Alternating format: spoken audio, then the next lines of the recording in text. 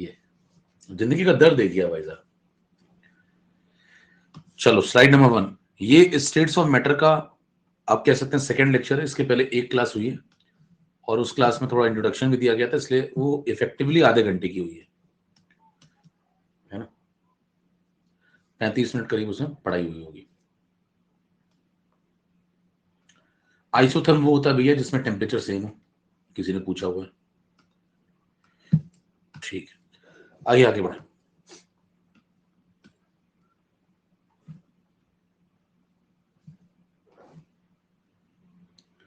Boyle's law में दो graph बनाएंगे। एक ग्राफ आप बनाएंगे पीवी वर्सेस वी, और एक ग्राफ बनाने जा रहे हैं पीवी वर्सेस पी।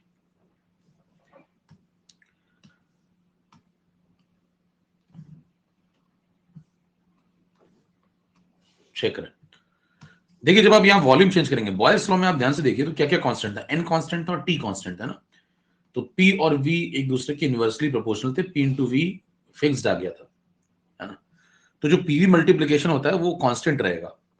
अब वॉल्यूम बदलेगा, यस वॉल्यूम तो बदलेगा, 1 2 3 4 ऐसे बदलता रहेगा, लेकिन वॉल्यूम बदलने के साथ साथ प्रेशर भी इस तरीके से बदलेगा कि जो पीवी मल्टीप्लीकेशन है वो कांस्टेंट रहेगा।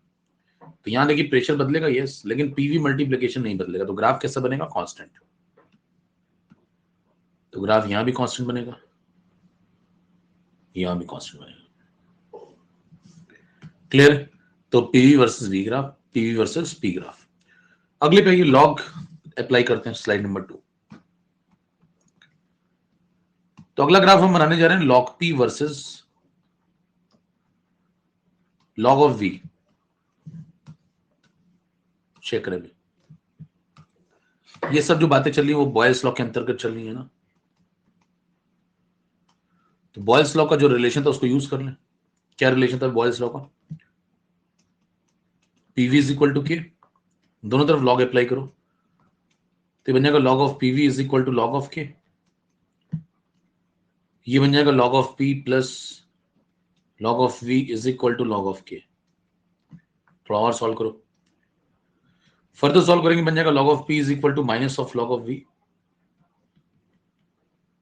Plus log K. अगर आप वाई एक्सिस पे इसको लेते हैं मान लीजिए, और एक्स पे आप लॉग वी को लेते हैं, तो ये स्लोप बन जाएगा माइनस। तो y is equal to M X plus some constant, ये कांस्टेंट का काम करेगा। तो ग्राफ बनेगा सरल रेखा, लेकिन सरल रेखा जो होगी वो ओरिजिन से पास नहीं करेगी, है ना, उसमें कुछ इंटरसेप्ट होगा। तो ग्राफ का नेचर डिसाइड हो गया। पहले तो ग्राफ एक स्ट्रेट लाइन होगा, उसका अगर स्लोप डिफाइन करें तो m स्लोप जो है वो -1 है, ये tan थीटा के बराबर होगा। ग्राफ प्लॉट करते हैं।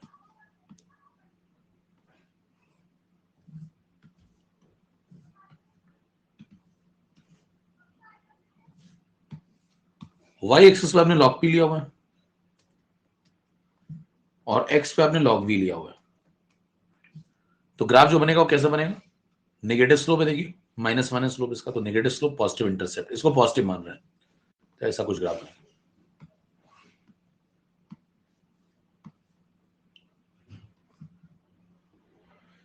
ठीक है भाई, इसका अगर आप स्लोप डिफाइन करेंगे तो ये पॉजिटिव एक्स एक्सिस है, इससे एंटी क्लॉकवाइज घूम जाओ इसमें, तो ये एंगल थीटा है, तो थीटा इस बार 135 डिग्री होगा।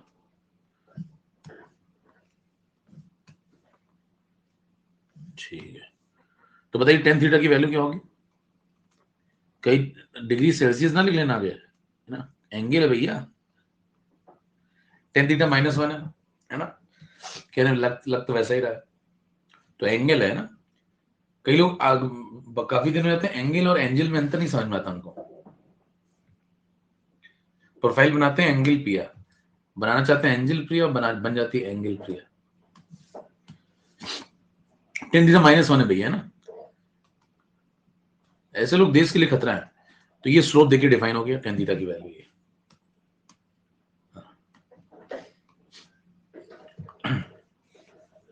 आगे बढ़िए।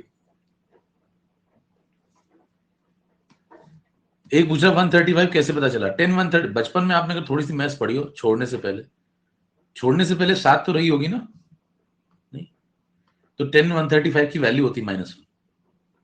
इसको 90 + 45 लिख सकते हैं।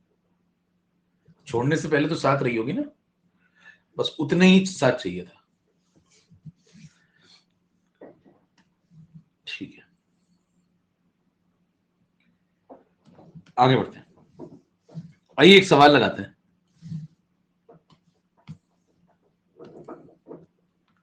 तीन नंबर।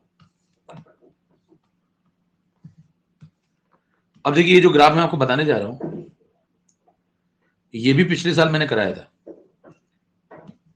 और एक ऑप्शन इस पे बेस्ड था। अगर आपने इस बार का पेपर देखो तो एक ऑप्शन में प्रेशर था, यहां वॉल्यूम था और ऐसे ग्राफ बने हुए थे तीन।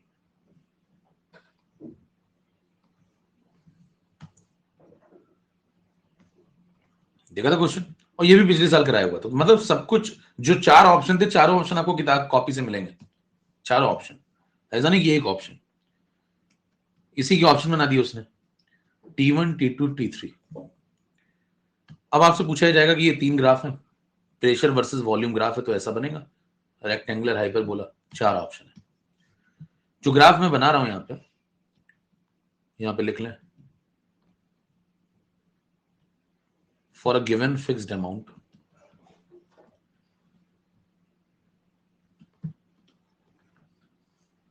Of gas. ऑप्शन लो भैया।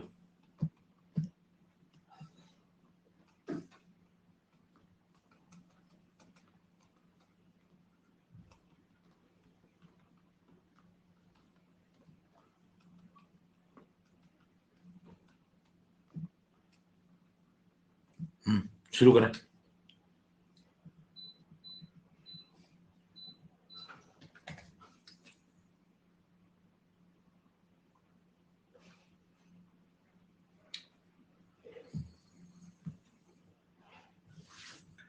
जिसका था अंगूठा दिखाते रहिए।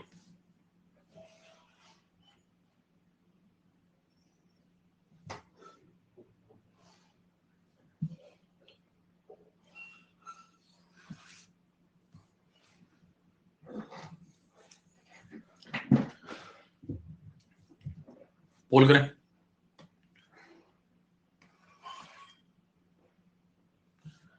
तरीका देखिए, एक सिंपल रखिए तरीका।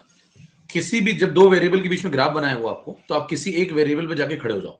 या तो यहां खड़े हो जाओ, ऐसे जाओ, इनकी वैल्यूज देखो अलग अलग, या फिर यहां खड़े हो जाओ ऐसे, और ऐसे जाके इनकी वैल्यूज देखो अलग अलग। ठीक है, एक जगह पे खड़े हो जाओ, या तो यहां या तो यहां। उससे क्या होगा, एक वेरिएबल देखने से आप बच जाएंगे, दूसरे वेरिएबल को एनालाइज करिए, कहानी खत्म। पीवी = nRT यूज करिए, आंसर आपको दिख जाएगा 78%। चेक करें। तो मान लीजिए मैं यहां पे खड़ा हो गया ना, अब अगर इस पोजीशन में मैं आ गया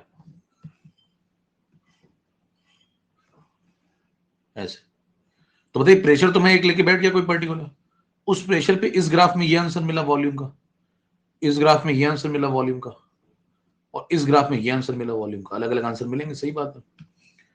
फिर आपने कहा भाई साहब यहाँ पे जो आंसर मिला मान लो V1 है, यहाँ पे जो आंसर मिला वो V2 है, यहाँ पे जो आंसर मिला V3 है, तो इसमें ये वाला सबसे बड़ा है। देखो ऐसे वॉल्यूम की एक्सिस है तो ये बड़ा आंसर है ना। प्रेशर तीनों पे सेम ले लिया आपने, तो P फिक्स हो गया तीनों पे। अब आप कहेंगे बॉयल्स लॉ में P तो वेरिएबल होता है, तो एक ग्राफ को पकड़ेंगे तो प्रेशर तो बदल ही रहा है ना, लेकिन मैं तीनों ग्राफ में एक पर्टिकुलर प्रेशर पे एनालाइज कर रहा हूं। बात समझ रहे हैं क्या बोल रहा हूं मैं? तीनों ग्राफ को एक पर्टिकुलर प्रेशर दिया मैंने और फिर एनालाइज कर रहा हूं क्या हो रहा है। तो मैंने थोड़ा सा ट्विस्ट कर दिया कहानी को। तो एक पर्टिकुलर प्रेशर पे खड़े हो गए तो पी अपना रोक के बैठ गया, पी रोक के बैठ गए तो वॉल्यूम बदल रहा है, टेम्परेचर बदल रहा है, मोल फिक्स है। अब आप एनालाइज कर लो, P is equal to nRT लगाओ, खत्म है सवाल। बोलो, चेक करिए सॉल्यूशन। सबसे पहला काम क्या करेंगे, देखिए PV is equal to nRT लिख लो, आइडियल गैस इक्वेशन है। इसमें से बताना प्रेशर कैसा हो गया, टेम्परेचर कैसा हो गया, प्रेशर कैसा हो गया, इन पे चर्चा करिए। तो प्रेशर तो फिक्स करके बैठ गया आप, ये तो यहां बैठ गए देखो, है ना। अच्छा, मोल तो फिक्स नहीं है, तो एन तो फिक्स ही है, आर बचपन से फिक्स है, तो एन और आर फिक्स हो गए, एन गया आर गया। प्रेशर पे आप बैठ गए यहाँ पे तो पी भी गया। अब बचा वी और टी। कौन कौन बचा, वी और टी। तो जिसका वी ज्यादा उसका टी ज्यादा, देखो जिसका वी ज्यादा उसका टी ज्यादा, और वी देखो यहाँ सबसे ज्यादा है तीनों तीनों वैल्यूज में, तो यहाँ पे वी ज्यादा तो यहाँ पे टी भी ज्यादा होगा, तो इसका टी सबसे ज्यादा होगा। खत्म हो गया सवाल। चेक करिए आंसर हो गया T3 बड़ा होगा। कितनों को सवाल का आंसर समझ में आ गया, क्लियर एकदम। एक तरीका क्लियर, पहला तरीका इसमें बिना पेन चलाए आप आंसर निकाल सकते हैं, कुछ किसी को समझाने की आवश्यकता नहीं। ठीक है, दूसरा तरीका सुनिए, एक और तरीका मैं आपको बता देता हूं। अब अगर आप पीवी इक्वल टू एनआरटी सोचना शुरू करते हैं तो बताइए इस पूरे कार्यक्रम के अंदर मोल तो फिक्स है ही, आर तो फिक्स बचपन से है ना। तो अगर एन और आर फिक्स है तो बताइए वेरिएबल आपको क्या दिख रहे हैं। अगर आप एक एक ग्राफ की बात करें पी और वी, और यहाँ पे देखिए अलग अलग ग्राफ में देखें तो टी वेरिएबल है, तो आप ये तो कह सकते हैं ना कंफर्म, तीनों ग्राफ में से कोई भी ग्राफ उठा लें तो एन और आर तो फिक्स ही है ना, इसमें तो कोई डाउट नहीं किसी को। तो पीवी और टी ये वेरिएबल हो सकते हैं, तो क्या पीवी प्रोपोर्शनल टू टी चल रहा है, बोलो, ऐसा बोल सकते हैं। तो पीवी अगर प्रोपोर्शनल टू टी चल रहा है तो जिसका टी ज्यादा उसका पीवी प्रोडक्ट भी ज्यादा होगा, बोलो, जिसका टी ज्यादा होगा उसका पीवी प्रोडक्ट या पीवी मल्टीप्लीकेशन ये ज्यादा तो ये ज्यादा, तो उसका पीवी प्रोडक्ट भी ज्यादा होगा। और अगर पीवी प्रोडक्ट ज्यादा होगा तो बताइए पीवी प्रोडक्ट कहां ज्यादा है वो देख लो। तो आप यहां खड़े हो गए, ये प्रेशर है ये वॉल्यूम मल्टीप्लाई कर लो, ये प्रेशर है ये वॉल्यूम मल्टीप्लाई कर लो, ये प्रेशर है ये वॉल्यूम मल्टीप्लाई कर लो। जिस पे पीवी प्रोडक्ट आपको ज्यादा मिले, देखो यहाँ ज्यादा मिलेगा क्योंकि प्रेशर वही है सब पे, वॉल्यूम यहाँ ज्यादा है, तो पीवी मल्टीप्लीकेशन यहाँ ज्यादा है तो यहाँ टेम्परेचर ज्यादा होगा। ये दूसरा तरीका हो गया। कितने लोग बात समझ में?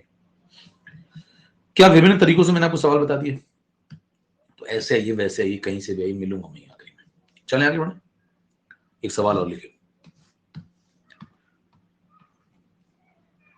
तो अगर आप पेपर देखते होंगे नीट 2023 का, तो ये क्वेश्चन मैंने पिछले साल कराया हुआ है, ऐसा नहीं कि अभी बताया आपको, ये भी करा चुका हूं पिछले साल, और हर साल कराता हूं मैं चीजें, ये भी करा चुका हूं मैं पिछले साल, इसके पहले जो एक ऑप्शन दिखाया था वो भी करा चुका हूं पिछले साल। उन्हीं में से सवाल आते रहते हैं, इस बार भी आया था, अगली बार भी आएगा, उसके अगली बार भी आएगा, और क्या ही पूछेगा, मतलब नया कुछ होता ही नहीं, सब करा देता हूं मैं, सारे वेरिएशन है कवर है।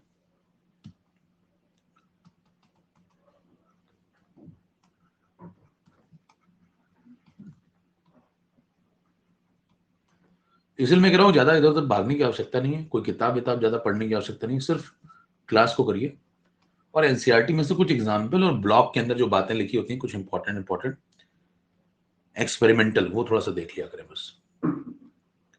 बाकी एनसीईआरटी नहीं पढ़नी, डिटेल में पूरी नहीं पढ़नी, जैसे इनऑर्गेनिक ऑर्गेनिक में पढ़नी वैसे नहीं पढ़नी है।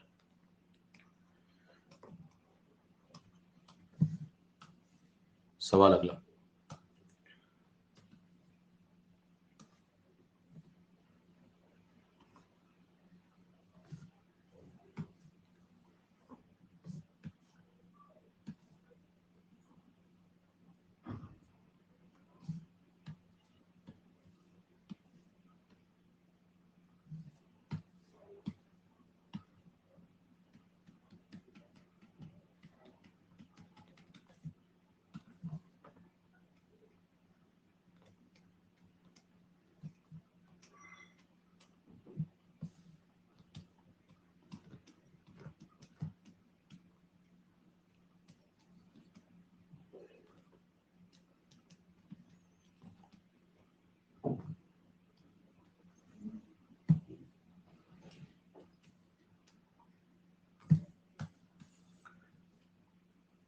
शुरू हो जाओ।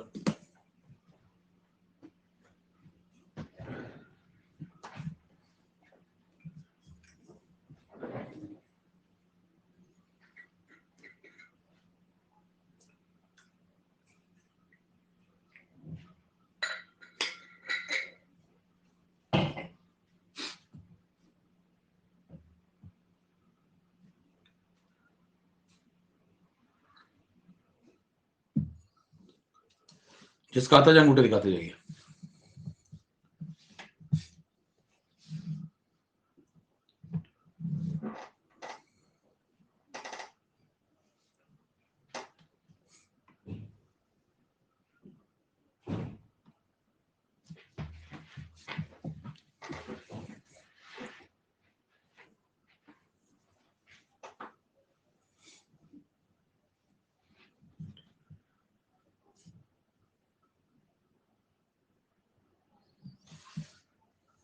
%75 चेक करें। क्वेश्चन क्या था समझ गया आप? यहाँ पे गैस भरी हुई है जिसका प्रेशर 2 atm है, वॉल्यूम 10 लीटर है ना। यहाँ पे स्टॉपर लगाया हुआ है, ये खाली कंटेनर जिसका वॉल्यूम 10 लीटर है। फिर आपने यहाँ से स्टॉपर को खोल दिया होगा, इस कॉक को रिमूव कर दिया, तो आपको बताना है कि ओवरऑल इस पूरे कंटेनर में मिक्सिंग जब हो जाएगी तो रिजल्टेंट प्रेशर कितना डेवलप होगा। इस पूरे खेल के दौरान अगर कुछ नहीं दिया तो आप मान के चलेंगे टेम्परेचर कांस्टेंट है, दे भी सकता है सवाल में, मान लो लिख दिया उसने कांस्टेंट टेम्परेचर पे कहानी चल रही है। ठीक है, शुरू करिए। अब आपसे कहेंगे कि सवाल में क्या क्या मेन मेन बातें लिख लेते हैं, जरा चेक करो भैया।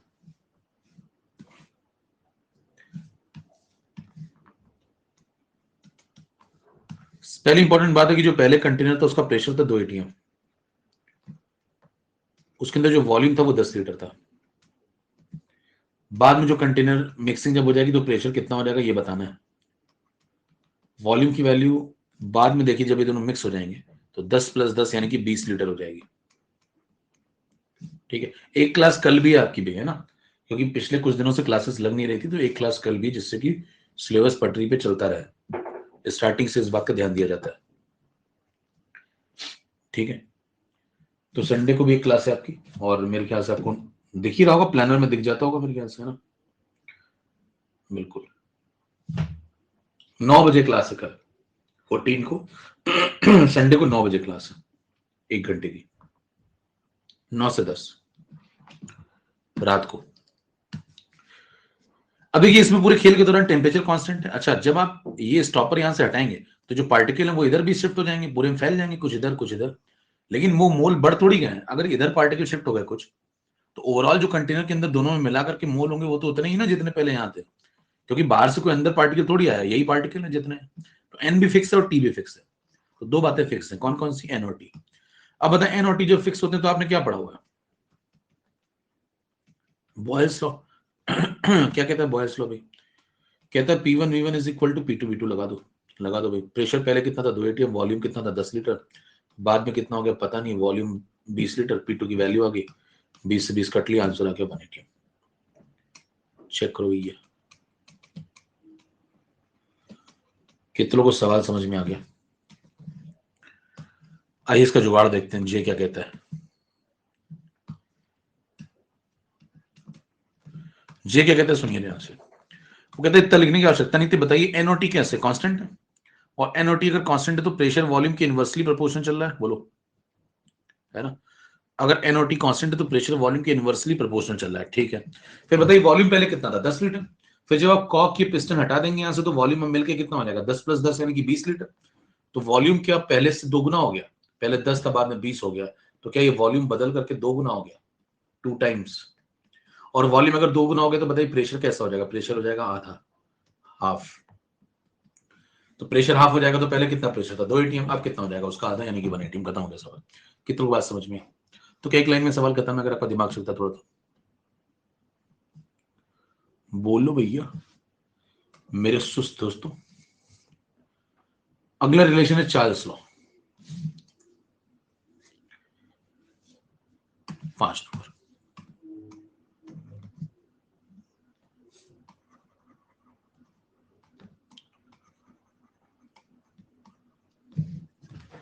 ठीक है,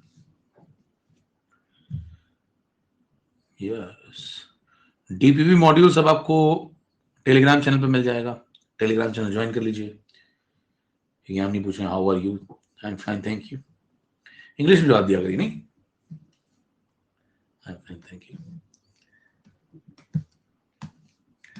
देखिए तो चार्ल्स लॉ क्या कहता है मेरे दोस्त, ये वीटी रिलेशन है ना, ये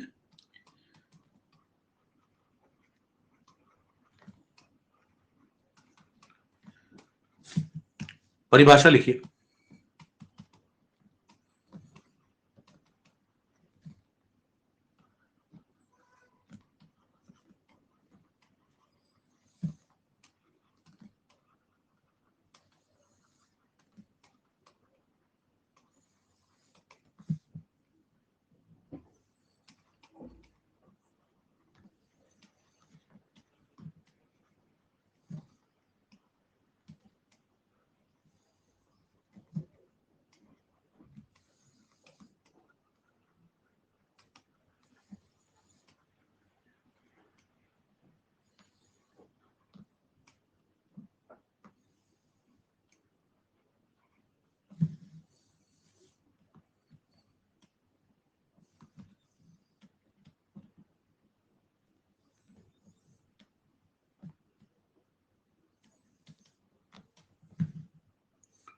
पढ़े ध्यान से। देखिए कह रहे हैं कि अगर आप एक फिक्स्ड मास लेते हैं किसी गैस का कांस्टेंट प्रेशर कंडीशन पे, तो क्या क्या कांस्टेंट हो गया, प्रेशर और मास, मास मतलब मोल भी कांस्टेंट हो गए फिर, तो पी और एन कांस्टेंट हो गया। तो इनका कहना है कि जो वॉल्यूम होगा उस गैस का वो टेम्परेचर के साथ डिपेंड करेगा। अगर टेम्परेचर बढ़ाएंगे तो वॉल्यूम बढ़ेगा, और अगर टेम्परेचर घटाएंगे, कूलिंग करेंगे, तो वॉल्यूम घटेगा। तो मतलब डायरेक्टली प्रोपोर्शनल का रिलेशन है। मैथमेटिकल बात कर लेते हैं, क्या कहना चाह रहा है। अगर आप मैथमेटिकल रिलेशन समझना चाहें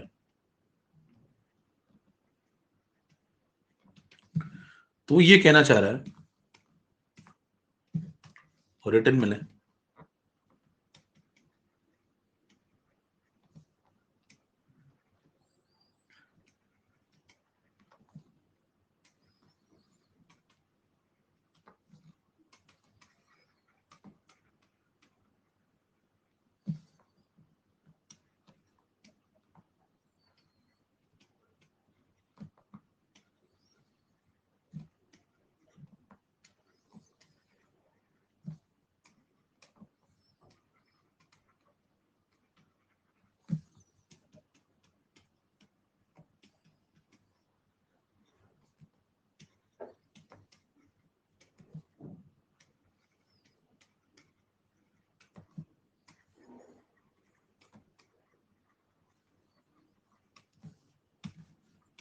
पढ़ो भाई,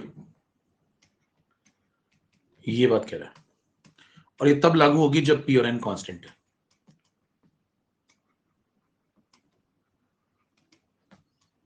ध्यान से पढ़िए क्या कह रहा है। प्रेशर को अगर आप कांस्टेंट कर देते हैं और फिक्स्ड मास ले लेते हैं, मतलब मोल भी कांस्टेंट कर देते हैं, तो जो वॉल्यूम होगा गैस का वो डायरेक्टली प्रोपोर्शनल होगा किसके, एब्सोल्यूट टेम्परेचर मतलब टेम्परेचर इन केल्विन, तो V प्रोपोर्शनल टू T।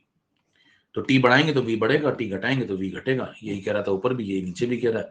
बताने के दो अलग अलग तरीके हैं, दोनों बातें बिल्कुल सही हैं। आइए ग्राफ बनाते हैं। इसको समझ लें, अगर आपकी ऐसा क्या कहना चाह रहा है चार्ल्स लॉ में, इसको समझ लेते हैं, थोड़ा फील क्या है। मान लीजिए एक कंटेनर ले लें, तो अगर आप समझना चाहते हैं तो सोचिए कंटेनर आपके पास, ठीक है।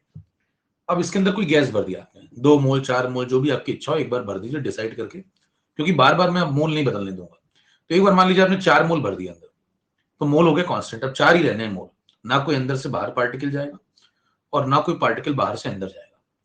अच्छा, एक और बात का ध्यान रखना है कि प्रेशर नहीं बदलना चाहिए, मतलब जो पार्टिकल का यहाँ पे दबाव है दीवारों पे वो नहीं चेंज होना चाहिए, ठीक है।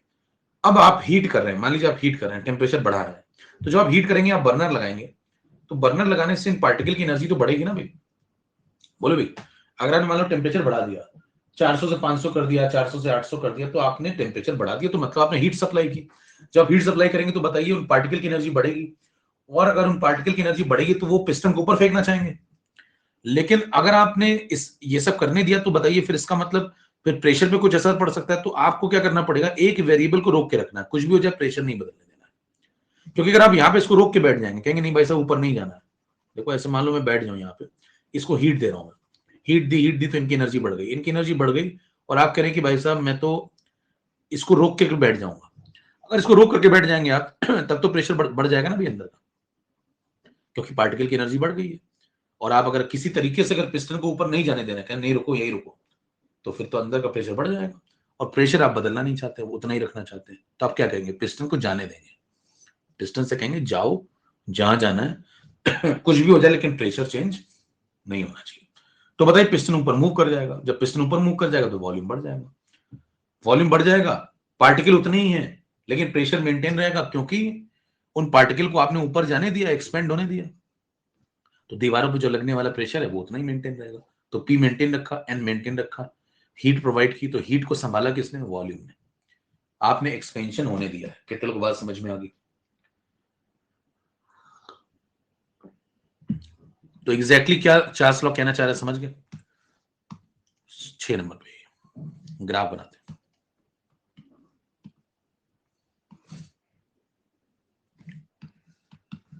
यहां पे वॉल्यूम है, यहां पे टेम्परेचर है।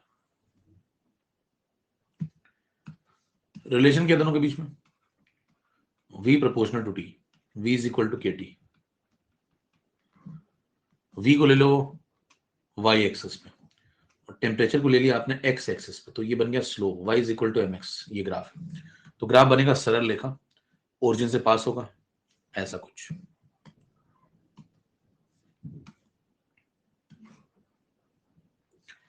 इसमें थोड़ा सा यहाँ डॉट डॉट डॉट कर दीजिए, कारण टेम्परेचर आप केल्विन में ले रहे हैं, तो यहाँ पे अगर आप 0 केल्विन लेंगे है ना, तो -273 डिग्री सेल्सियस हो जाएगा, तो उसका सेंस नहीं बनता। क्यों नहीं सेंस बनता? क्योंकि इतना कम टेम्परेचर प्रैक्टिकली मिलता नहीं, और वॉल्यूम 0 हो जाए वेसल का, तो गैस कहाँ रखोगे फिर? तो ये यहां से ग्राफ स्टार्ट होता है प्रैक्टिकली। ठीक है, तो बताइए इस पूरे ग्राफ के ऊपर जितने भी पॉइंट हैं, ये सब जो पॉइंट हैं, इन सब पॉइंट पे क्या है बताओ? प्रेशर की वैल्यू फिक्स्ड है, प्रेशर की वैल्यू फिक्स्ड है, और क्या मोल तो फिक्स नहीं है, तो इनको क्या बोलेंगे आप? आइसो बार। आइसो का मतलब होता है मेरे दोस्त सिमिलर, और आगे अगर आपने बार लिख दिया तो मतलब प्रेशर की बात हो रही है, बार यूनिट होती है प्रेशर की, है ना। जैसे आइसोथर्म लिखते हैं तो टेम्परेचर कांस्टेंट है। आगे बढ़िए, अब ये ग्राफ बन चुका है, इसमें आप ऐसा भी कर सकते हैं, v बाई टी की वैल्यू k के बराबर है, ठीक है, v1/t1 is equal to v2/t2 चलेगा। तो अगर आप कोई 2 पॉइंट चूज करते हैं तो उस पर ये रिलेशन चल रहा होगा। ये सारी बातें सही हैं। सवाल पे आइए, क्वेश्चन।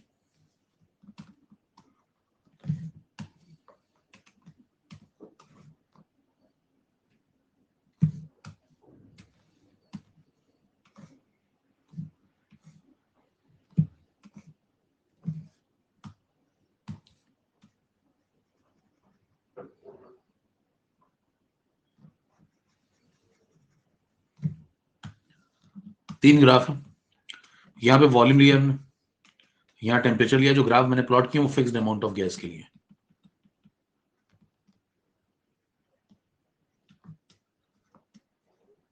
ठीक है, इसमें प्रेशर की वैल्यू P1 है, इसमें P2 है, इसमें P3 है। बताना क्या चार ऑप्शन है, देखो।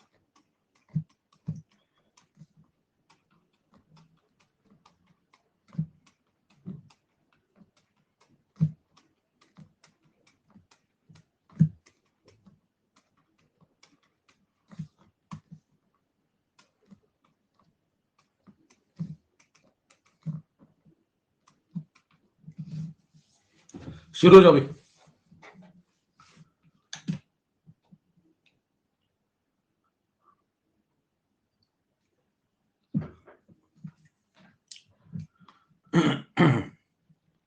जिसका आता है अंगूठा दिखाते जाइए।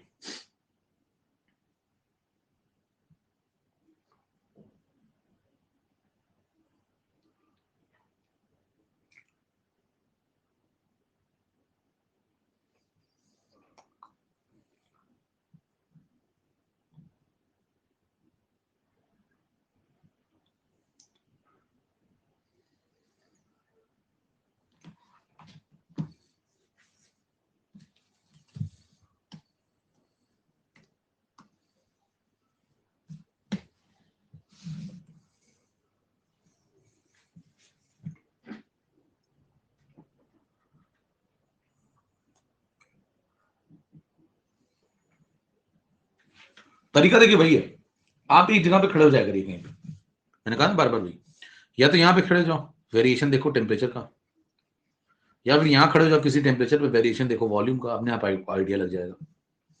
तो किसी एक जगह खड़े हो जाइए, 62% का सही है, चेक करो।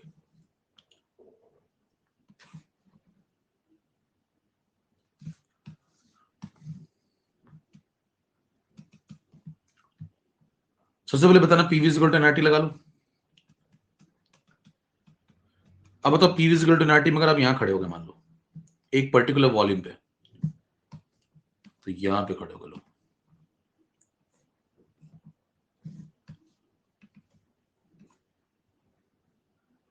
तो बताइए तीन जगह कट किया, एक यहां पे कट किया,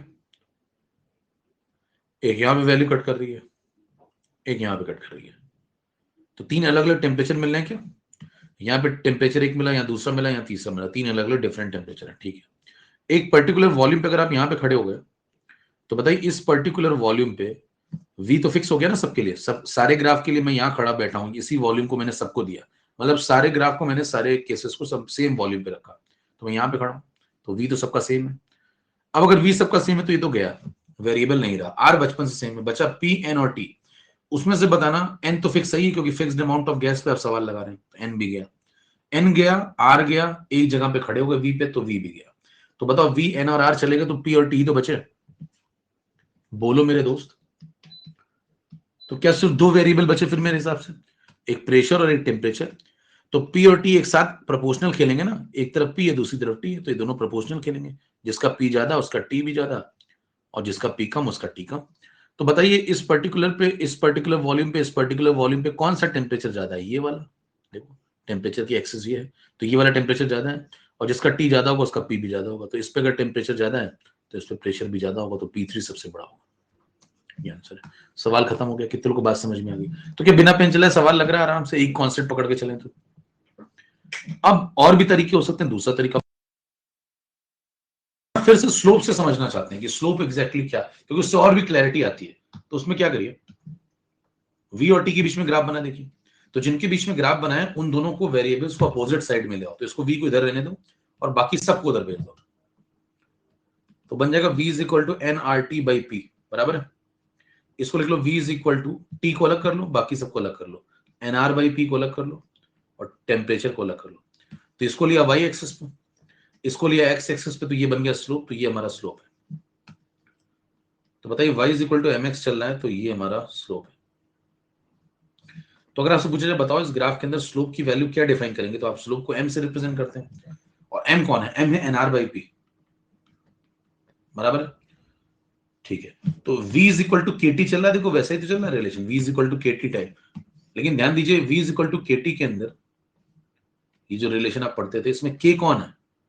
k ही तो एन आर बाई पी है। देखो k ही हमारा m है, m ही हमारा एन आर बाई पी है, और वही स्लोप है। देखो ये v is equal to K T है, ये भी v is equal to K T है। देखो यहाँ k की जगह ये लिखा हुआ है एन आर बाई पी, और यही स्लोप है। तो आप कह सकते हैं स्लोप ही m है, m ही एन आर बाई पी है, एन आर बाई पी ही k है। मिला लो सारी बातों को, स्लोप ही m है, m ही एन आर बाई पी है, और यही k है। तो जिसका k ज्यादा होगा, आप क्या बोलोगे बताओ? जिसका k ज्यादा होगा उसका एन आर बाई पी भी ज्यादा होगा, उसका स्लोप भी ज्यादा होगा, बराबर। और एन आर बाई पी ज्यादा होगा तो n और r तो सेम है, तो एन आर बाई पी कैसे ज्यादा होगा? उसका p कम रहा होगा। बोलो भाई, जिसका k ज्यादा उसका स्लोप ज्यादा, स्लोप ये ज्यादा कैसे? n और r तो सब में सेम है, तो p कम रहा होगा उस पर, तो जिसका p कम उसका स्लोप ज्यादा। तो चेक करो सबसे बड़ा स्लोप इसका है, और अगर इसका स्लोप सबसे बड़ा है, इसका एंगल देखो बड़ा मिला है, ये छोटा एंगल है, ये और बड़ा है, ये और बड़ा है, तो इसका स्लोप ज्यादा मिलेगा। अब अगर इसका स्लोप ज्यादा है तो जिसका स्लोप ज्यादा उसका पी कम, तो क्या P1 सबसे कम होना चाहिए? देखिए P1 लेस है। कितनों को बात समझ में आ गई? ये दूसरा तरीका, मेथड नंबर 2। कितनों को दोनों तरीके समझ में आ गए? खींचो भाई।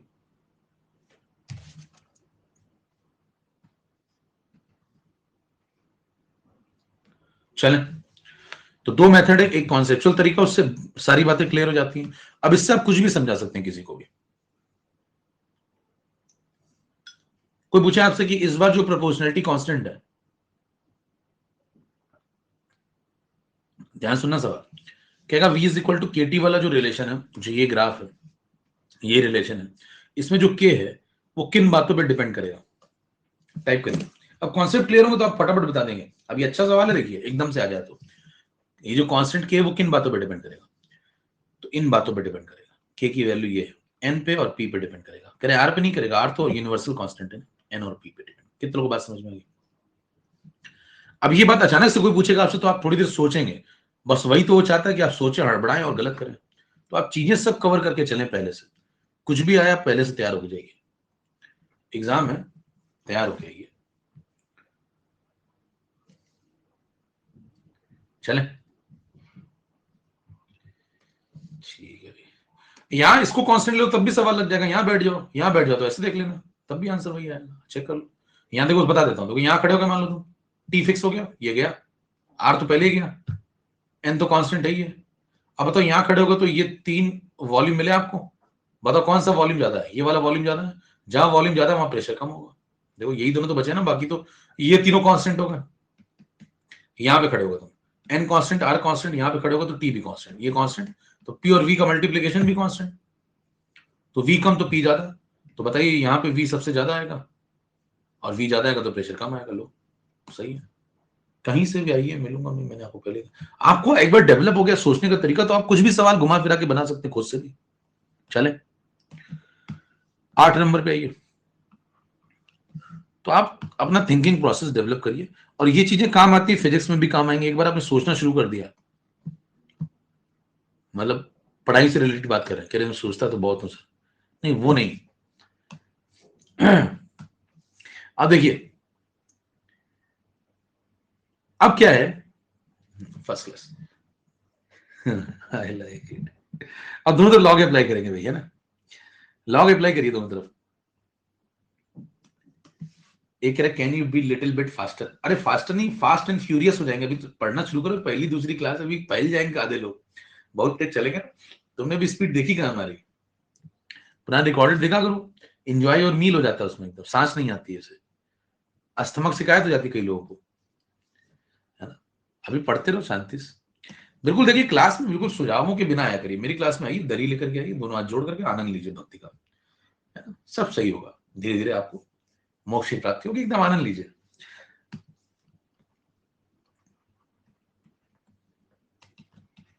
ज्यादा दिमाग नहीं लगाने का, है ना। ऐसा कर दें तो सब पता है मेरे को, क्या करना है, कब करना है, कितना करना है ना। पिछले 10 सालों से कर रहा हूँ, वो एक तरफा कर रहा हूँ। तो आप टेंशन मत लीजिए, वो सब मैं सही समय पे सब कुछ सेट कर देता हूँ। अब देखिए, ये दोनों तरफ लॉग अप्लाई करेंगे तो मामला ऐसा हो जाएगा, इसको आप किस एक्सेस पे लेंगे, वाई एक्सेस पे, है ना। और लॉग टी को आप किस पे ले लें, एक्स पे। Log V versus log T graph बना रहे हैं, क्या बना रहे हैं, log V versus log T. अब इस ग्राफ के अंदर बताइए, ये वाई एक्सिस है, ये एक्स एक्सिस है, तो ये बन जाएगा सी, तो y is equal to M X plus C जैसा कुछ ग्राफ बनेगा। बोलो भाई, सरल लेखा। आइए ग्राफ प्लॉट करते हैं।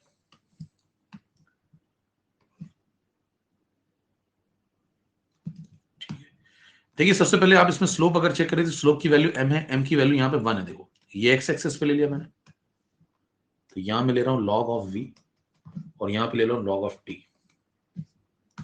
तो बताइए log v यहां पे, log t यहां पे, स्लोप की वैल्यू 1 है।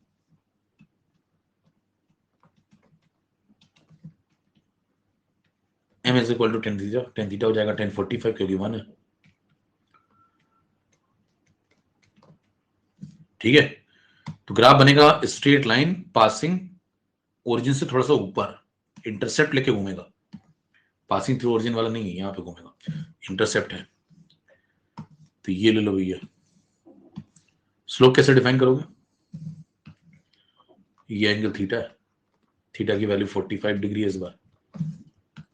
अब ये मुझे कैसे पता चलिए 1045 1 होता भी है, तो स्लोप 1 है, देखो यार। ठीक है, चलें अगला रिलेशन, बॉयल खत्म, चार्ल्स खत्म, 9 नंबर पे आइए।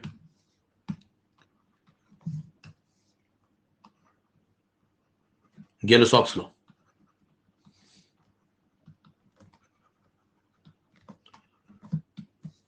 पीटी रिलेशन,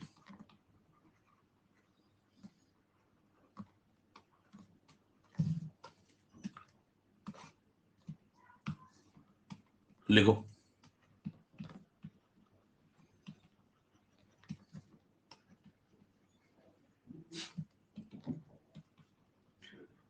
तो स्पीड स्पीड में अपने हिसाब से बदलता रहता हूँ, टेंशन वाले, सही समय आने पे सब कुछ।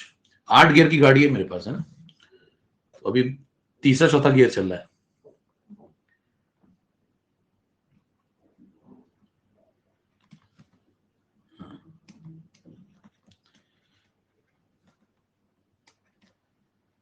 आनंद लीजिए अभी थोड़ी देर,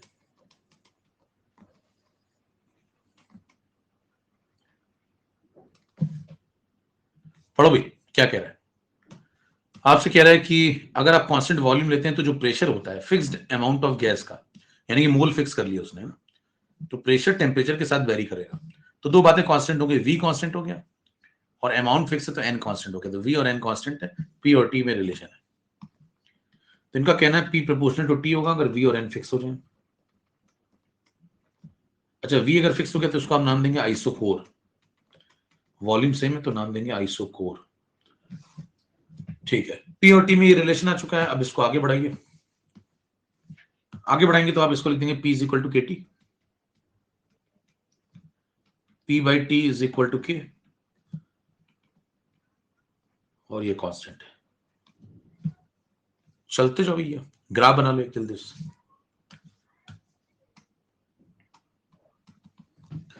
ग्राफ प्लॉट करेंगे तो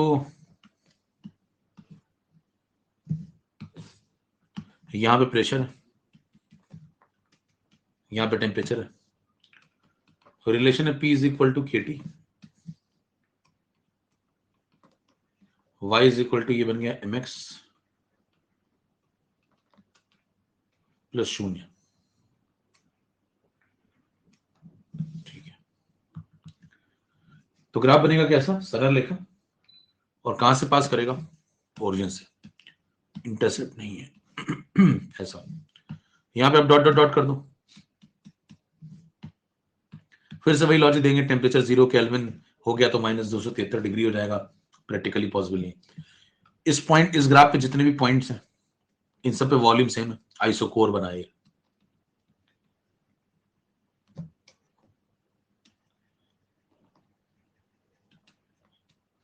चलते जाइए, एक सवाल लगाइए।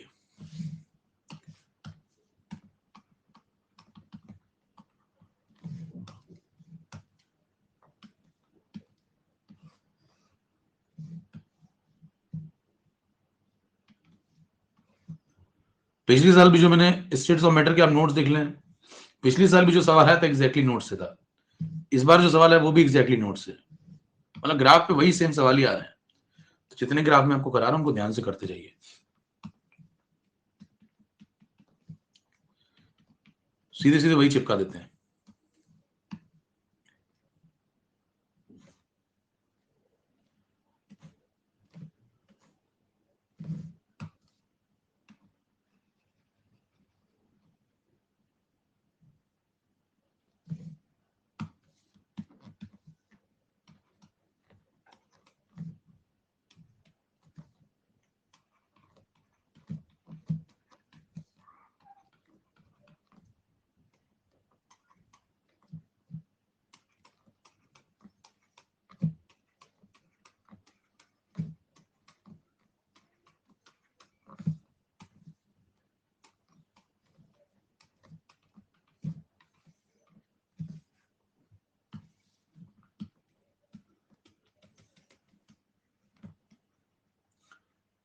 शुरू हो जाओ अभी।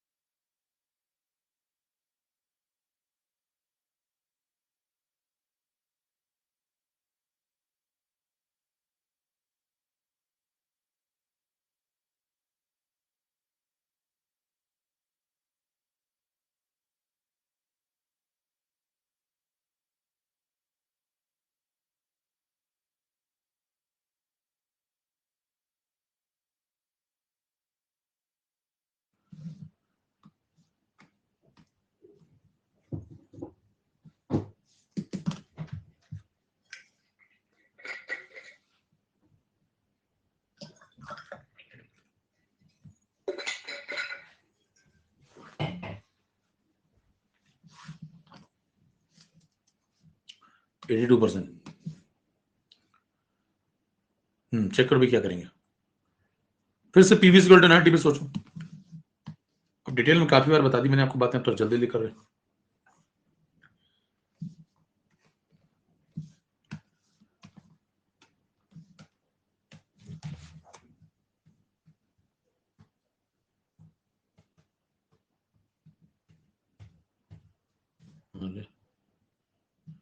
अच्छा हो गया था।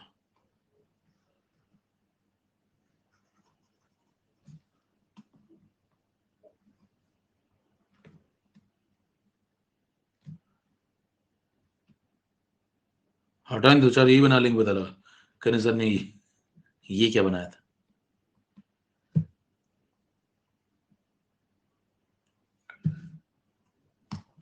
देखो भाई, सबसे पहले क्या करिए, पीवी इक्वल टू 90 लगाइए।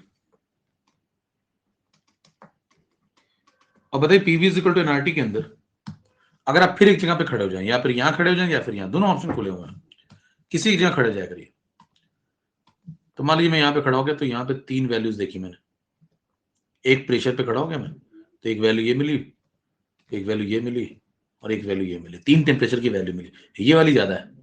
अब बताओ यहाँ पे अगर मैं खड़ा हो गया तो प्रेशर तो सेम ही हो गया सब में, प्रेशर गया, मोल तो पहले गया था क्योंकि फिक्स्ड अमाउंट ऑफ गैस, आर बचपन से गया, बचा वी और टी, जिसका वी ज्यादा उसका टी भी ज्यादा, है ना। तो बताइए यहाँ पे टी सबसे ज्यादा है इन तीनों में, यहाँ पे टी ज्यादा तो यहाँ पे वी भी ज्यादा होगा, तो टी ज्यादा तो वी ज्यादा, तो V3 की वैल्यू सबसे बड़ी होगी, खत्म हो गया आंसर। बोलो भैया क्या क्या समझ में आया? प्रेशर पे खड़े हो गए एक जगह पे तो प्रेशर गया, मोल पहले ही गया, आर पहले ही गया, तो वी ज्यादा तो टी ज्यादा, खत्म हो गया सब। तो यहाँ पे टी ज्यादा मिल रहा देखो इन तीनों में, तो यहाँ पे वी भी ज्यादा होगा। क्लियर, आगे बढ़े, लॉग अप्लाई करिए 12 number.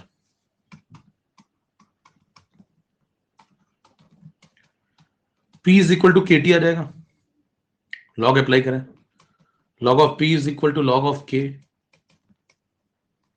Plus log of T, ये रिलेशन है।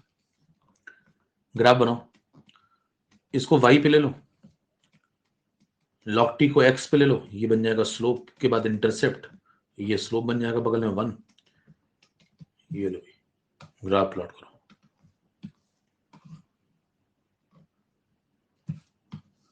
y एक्सिस पे मैंने लिया है log P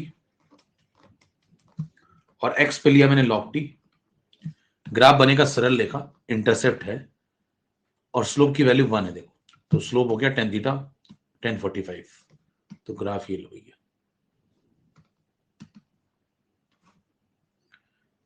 ऐसा कुछ ग्राफ बन जाएगा। स्लोप डिफाइन करना तो स्लोप डिफाइन कर लो, ये हो गया पॉजिटिव एक्स एक्सिस, इससे एंटी क्लॉकवाइज घूम जाओ, ये हो गया थीटा, थीटा होगा 45 क्योंकि tan थीटा 1 बनाना है,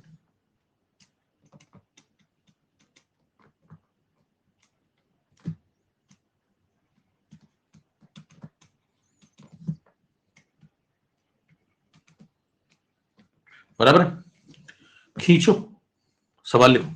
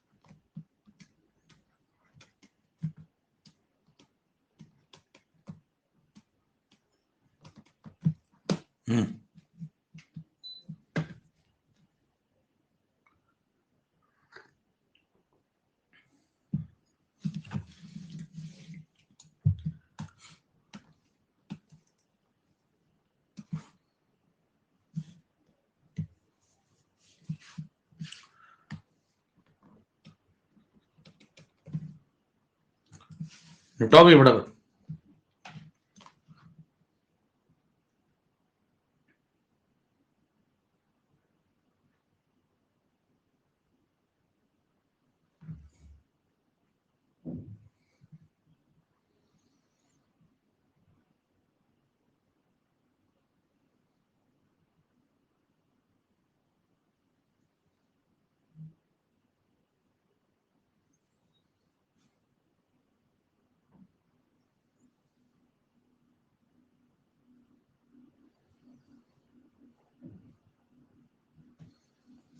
जिसका आता जाए मोटे दिखाते हो, सब लोग लगाया करो थोड़ा, सवाल जब आए तो कहीं तो बैठ जाता है आराम से, बगला लगा रहा होगा।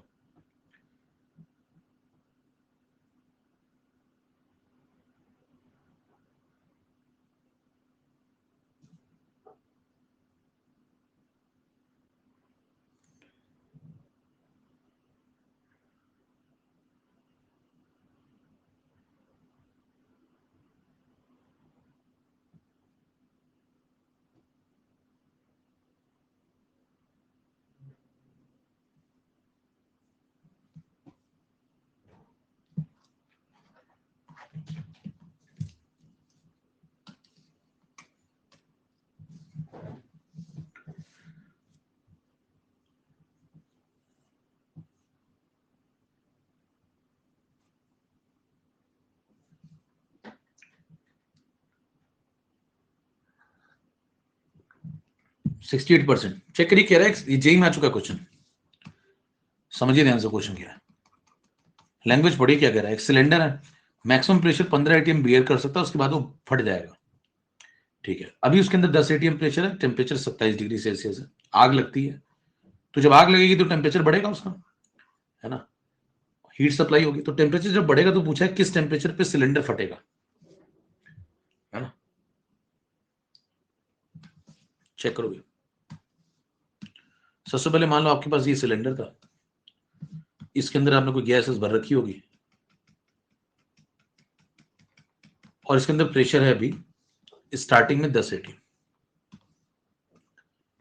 और टेम्परेचर है 27 डिग्री आग लगने से पहले। ठीक है, 27 डिग्री का मतलब केल्विन में कन्वर्ट कर लो, 300 केल्विन। फिर इसमें आग लगती है, यहाँ पे आप कहीं से हीट सप्लाई कर दिया इसको। जब हीट सप्लाई करेंगे तो बताइए हीट सप्लाई होगी तो इन पार्टिकल की एनर्जी बढ़ेगी, टेम्परेचर बढ़ जाएगा इनका, तो इनका प्रेशर भी बढ़ेगा। क्योंकि देखिए सिलेंडर की जो दीवारें हैं वो जब तक फट नहीं रहा सिलेंडर तब तक तो वॉल्यूम कांस्टेंट ही है ना। तो वी आप फिक्स मान के चलेंगे सवाल के अंदर, ऐसे थोड़ी सिलेंडर एक्सपेंड हो रहा है कोई, तो वी तो फिक्स है। और क्या फिक्स है, अंदर जो पार्टिकल है अगर 50 है तो 50 ही है, पार्टिकल बढ़ थोड़ी गए हैं, तो वी और एन कांस्टेंट है, दो बातें कांस्टेंट है। अब बताइए वी और एन अगर कांस्टेंट है तो धीरे धीरे क्या हो रहा है, ये दो कांस्टेंट, टेम्परेचर बढ़ता जा रहा है, धीरे धीरे प्रेशर भी बढ़ता जा रहा है। तो पी और टी एक दूसरे के डायरेक्टली प्रोपोर्शनल है। तो होगा क्या कि धीरे धीरे यहाँ पे जो सिस्टम ये बना हुआ है इसके अंदर पार्टिकल उतने ही हैं, और उन पार्टिकल का टेम्परेचर लगातार बढ़ता चला जा रहा है। तो बाद में इनका टेम्परेचर बदल के कितना हो जाएगा, T2। पूछा गया कि जब टेम्परेचर T2 होगा तो किस टेम्परेचर पे सिलेंडर फटेगा। तो सिलेंडर पूछा जाए कितने प्रेशर पे फट सकता है, बताओ। P2 क्या रखें, तो 15 के ऊपर फट जाता है, देखो 15 तक बर्दाश्त कर लेता है। तो 15 से ऊपर जाती मतलब अगर 15.0001 भी हो गया तो फट जाएगा। तो बताइए कि 15.001 हो गया तो फट जाएगा वो, तो 15 पे थोड़ी फटेगा। लेकिन आप इसको अप्रोक्सीमेटली 15 ले लेते हैं सवाल लगाने के लिए, समझ पा रहे हैं। तो अगर पूछा जाए P2 कितना पुट करना चाहिए तो 15 से थोड़ा सा बड़ा पुट करना चाहिए, लेकिन मैं अप्रोक्सीमेटली 15 पुट कर देता हूं जिससे मेरे को अप्रोक्स आंसर मिल जाए, कैलकुलेशन आसान हो जाए। तो मैंने क्या किया बताना, वी और एन कांस्टेंट है तो P1/T1 या P1/P2 is equal to T1/T2 लगा दो, P और T प्रोपोर्शनल है। बताइए प्रेशर की वैल्यू पहले कितनी थी भाई, इसको चाहो तो ऐसे लिख लो, बहुत मन कर रहा था। प्रेशर की वैल्यू पहले कितनी, 10 एटीएम, ये लो। टेम्परेचर कितना था पहले, 300 केल्विन, ये लो। बाद में प्रेशर कितना, लगभग लगभग 15, तो मैंने यहाँ अप्रॉक्स लगाया, ध्यान दीजिए। और बाद में टेम्परेचर की वैल्यू कितनी हो जाएगी, अप्रॉक्स मिल जाएगी मेरे को। तो हल्का सा अप्रोक्सीमेशन लिया मैंने, यहाँ मुझे 15 पॉइंट कुछ समथिंग पुट करना चाहिए था। तो T2 की वैल्यू यहाँ से देखिए आराम से आ रही है, 0 कट गया तो 30 इधर मल्टीप्लाई करो, 450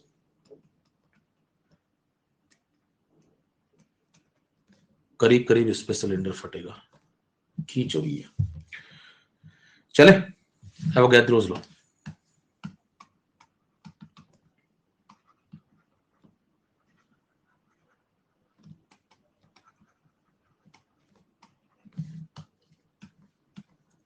अगला कानून लिखें,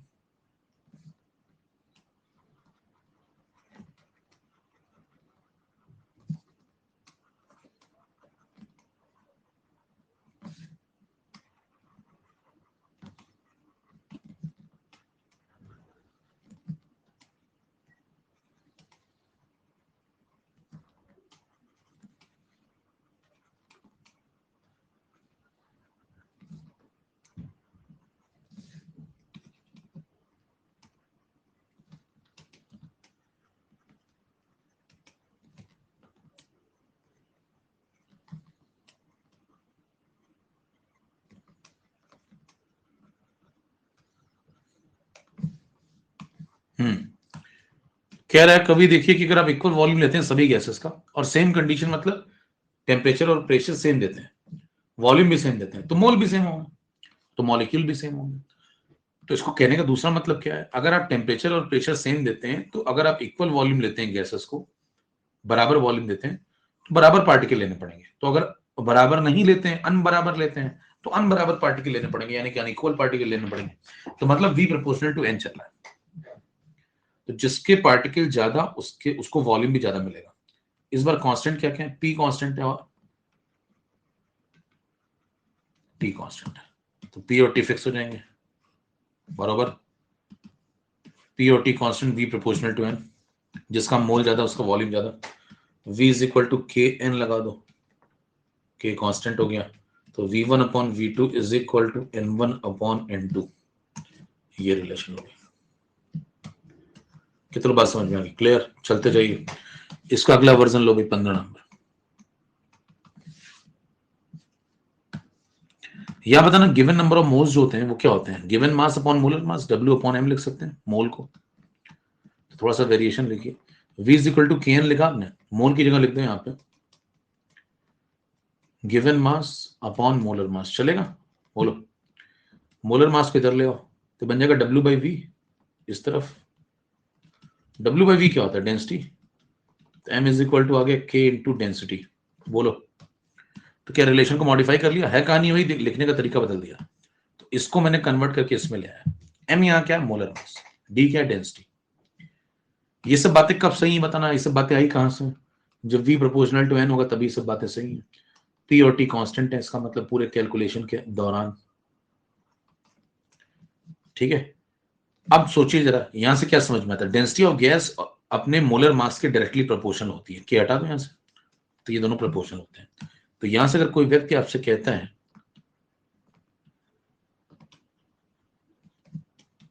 we can say that density of gas is directly proportional